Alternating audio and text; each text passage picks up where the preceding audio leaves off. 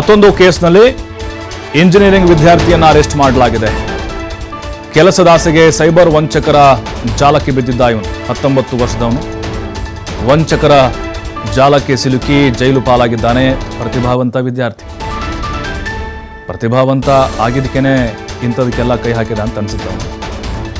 2 bank ಖಾತೆ ತೆರೆದು ವಂಚನೆ ಮಾಡಿದ್ದ ಈ ಇಂಜಿನಿಯರಿಂಗ್ ಸ್ಟೂಡೆಂಟು ಮ್ಯೂಲ್ ಅಕೌಂಟ್ಗಳ ಪರಿಶೀಲನೆ ವೇಳೆ ಆಘಾತಕಾರಿ ವಿಚಾರಗಳು ಬೆಳಕಿಗೆ ಬಂದಿದೆ.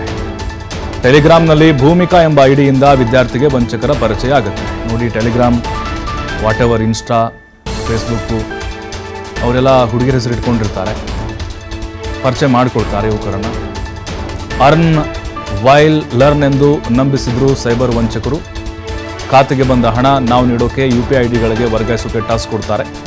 ಈ ಕೆಲಸಕ್ಕೆ ವಿದ್ಯಾರ್ಥಿಗೆ ಒಂದಷ್ಟು ಕಮಿಷನ್ ಇಡ್ತಿದ್ರು ವಂಚಕರು. ಬಳಿಕ ಹಣದಾಸೆಗೆ 2 ಬ್ಯಾಂಕ್ ಖಾತೆಯನ್ನು ಈ ವಿದ್ಯಾರ್ಥಿ ಓಪನ್ ಮಾಡ್ತಾನೆ. ಈ ಖಾತೆಗಳ ಬಗ್ಗೆ ದೇಶದ ವಿವಿಧೆಡೆ 8 ಪ್ರಕರಣ ದಾಖಲಾಗಿತ್ತು. ಈಗ ಆತನನ್ನು ಕೂಡ ಬಂಧಿಸಿದ್ದಾರೆ.